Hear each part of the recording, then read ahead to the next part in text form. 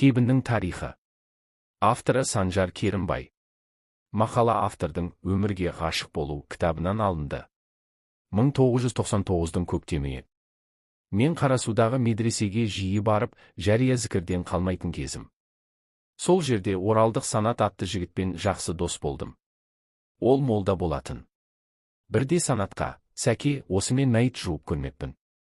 Сүйекке түсу қандай болады? Соны көргім келеді. Ол да бір түбі үйренетін өнер ғой» дедім. Ол: «Жаназа болғанда хабар берем» деді. Бір күні сол маңайда тұратын 80-нен асқан қария қайтты. Хабар беріп, мені Қарасуға шақыртты. Тәртібі былай екен. Молда жігіттер жаназадан бір күн бұрын барып, алдын ала марқұмға кебін пішіп дайындайды екен. Оларға еріп қаза шыққан үйге мен де бардым. Қаралы үйге жеткен соң молда жігіттер: «Мәйітті көрейік. Бойын өлшейміз» деді. Үлкен баласы дене жатқан бөлмеге алып кірді.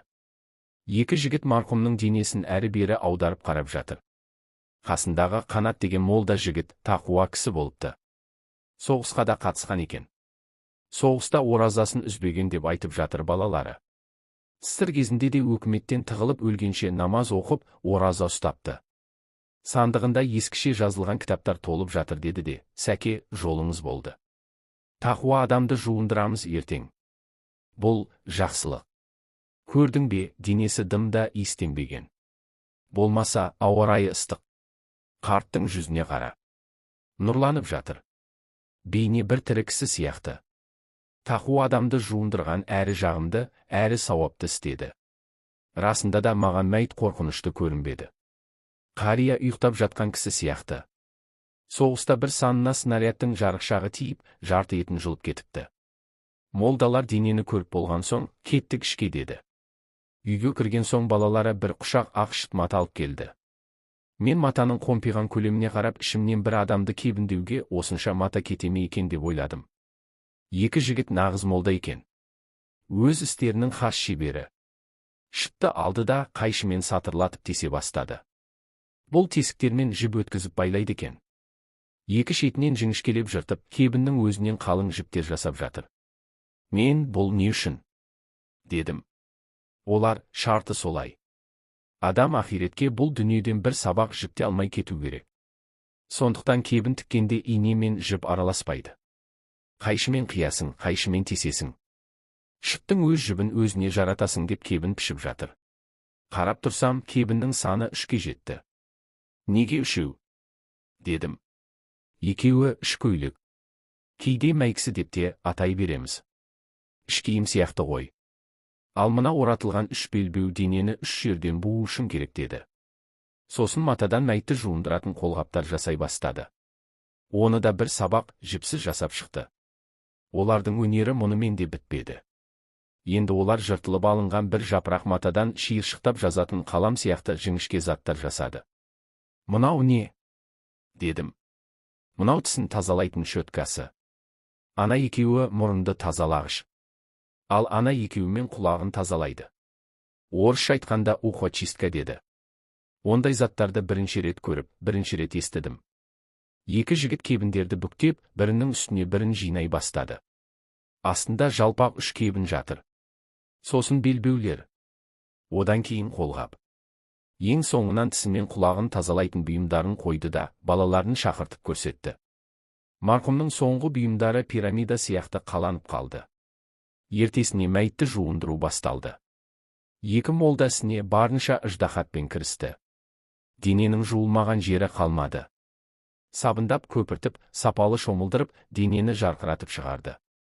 Құлақ, мұрын, ауыз қуысы түгел шайылды. Тірі адам тап осылай тазарып жуына алмас, сірә. Бәрі біткен соң сүйекке түскендер барынша баппен қимылдап, денені киіндіре бастады. 2 қабат тап-таза көйлек кигізіліп, сыртынан кебінделді. 3 жерден буылып, ақырға аттануға дайын жатты. Бір туысы: «Әтір себеміз бе?» деп сұрады. Қажеті жоқ. Күн ыстық болса да иістенбеген. Оразаны үзбей ұстағаны қандай жақсы болған. Біз кейде насыбай ататындар мен темекі шегетіндердің сүйегіне түсеміз. Оларды неше рет жуындырсаң да тазармайды. Денеден аққан суы жап-жасыл боп ластанып кетеді. Оларға мейрам суы шақ келмейді. денесі сонда да сасып кетеді. Әтірді соларға себеттеді Қанат молда. Мен осыған қарап тұрып, осының бәрі қайдан шықты екен?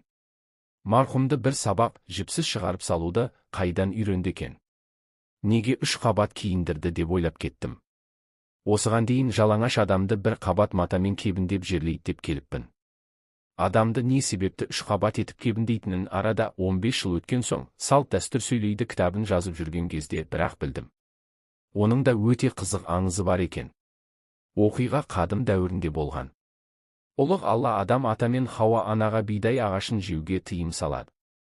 Ібіліс есебін тауып, алдап сулап Хауа ананы ақыры көндіреді. Хауа ана еркелеп еріне жегізеді. Ері келіншегінің көңілін қимай бидайды жеп қояды. Осылайша Құдайдың сынағы басталады. Асқазанға жерде өсетін ас барған соң қорытылады. Артынша оларды дәрет қысады. Пейіш бұлғанатына анық болды. Сол кезде ұлық Алла мына екеуін пейіштен шығарып, жерге тастаңдар деп періштелерге әмір етеді. Періштелер бұл бұйрықты бірден орындай алмай тұрып қалады. Себебі олар күні кеше ғана оған сәжде жасаған еді. Қала берді, Адам атаның беліндегі Мұхаммед пайғамбардың нұрына ғашық болған періштелер ертелі кеш оның ізінен қалмай, рахатқа батып жүруші еді. Осы сәтті пайдаланған Адам жас Хауаның білегінен ұстап қаша жөнеледі. Жәннаттағы барлық ағаштар оған жапырылып жол береді. Сол кезде жиде ағашы ғана әмірге қалтқысыз бағынады. Ол Адам мен Хауаның үстінен бұтақтарымен бас салып, мыжғылап тастайды. Қарсыласқандарына қарамастан қинап, киімдерін шешіп алады. Хауа ананың нәзік тәнін бұтақтары жырып, қол-аяғын қанатып қояды. Сол кезде ұлық Алла, әй жиде, әдепті болсаң етті. Қалай болғанда да, бұлар менің орынбасарым. Әйел адамның денесіне жара салғаның қалай? Тұрпайы әрекетің үшін сені де жазалаймын. Олармен бірге сен де жерге кетесің. Діңгегің қатты болады. Бұтақтарың тікенді болады. Адамдар сені арнайы екпейді. Судан жырақ өсесің. Бірақ гүліңнің пейіштегі хош иісі сақталады деді. Содан бастап жиде жерде өсетін болыпты. Оның гүлі адамды мас қылатын жұпар иісті болса да, адамдар оны арнайы екпейді екен. Адам ата мен Хауа ана тәндері жалаңаш қалған соң, арша ағашының астына барып тығылады. Арша оларды бұтақтарымен бүркеп көрсетпей жауып қалады. Ұлық Алла аршаның адамға жаны ашып, оларға болысқанын хош көреді. Сосын аршаға қарап, арша, сенің мына қылығың маған ұнады.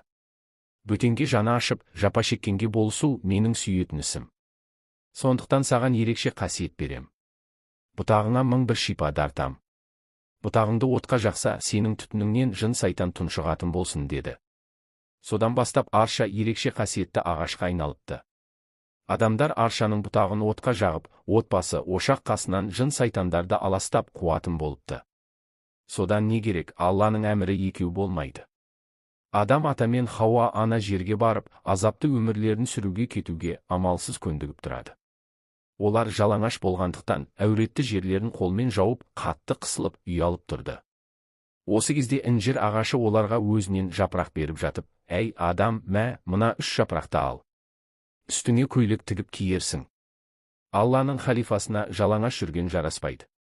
Хауа, сен 5 жапырақ ал. Саған омырауыңды жауып тұратын 2 жапырақ артық берем.